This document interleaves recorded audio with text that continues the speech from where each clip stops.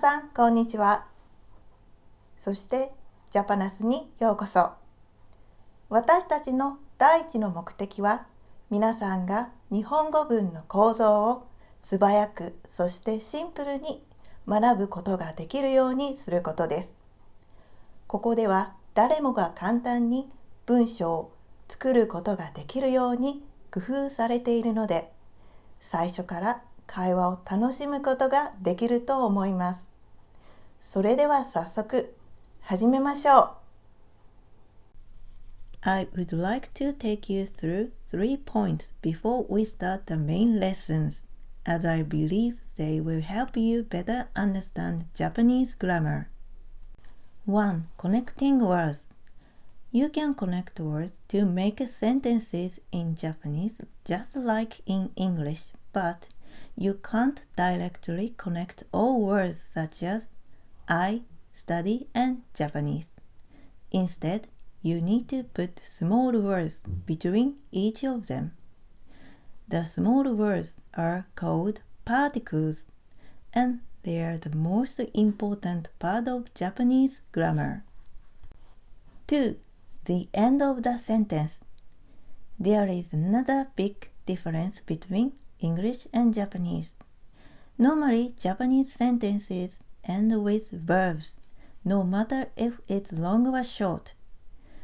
To make negative sentences or questions, you need to change the verbs to a negative or question form.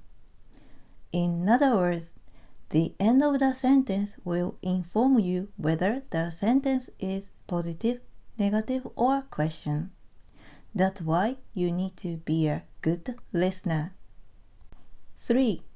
Formality level and the length of sentence. At JAPANASU, we mainly teach standard level and casual level verbs. Generally, the shorter a sentence is, the more casual it sounds. Speaking tips. I would also like to introduce you to some speaking tips before we proceed to the main lessons. As you might know, Japanese has 46 hiragana characters. It is relatively easy for English speakers to pronounce them. However, when it comes to speaking natural Japanese, like natives, it's a different story. Japanese is what is called a molar-timed language. This means that every character in Japanese occupies the same length of time. For example, こんにちは. English, on the other hand, is a stress-timed language. This means that some syllables are pronounced longer while some will be shorter. For example, important.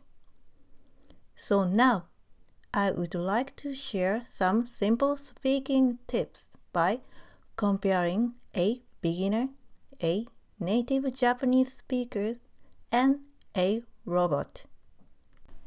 Let's see a simple greeting as an example. おはようございます, which means good morning.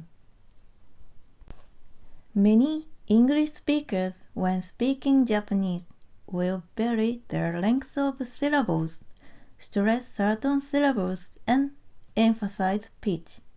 For example, they might say, おはようございます. Native Japanese speakers, on the other hand, will pronounce syllables at roughly the same length and evenly stressed. We also emphasize pitch, which can sometimes identify the meaning of a word. For example, they should say, おはようございます. Here are a couple of extra tips. First, double vowels, such as O.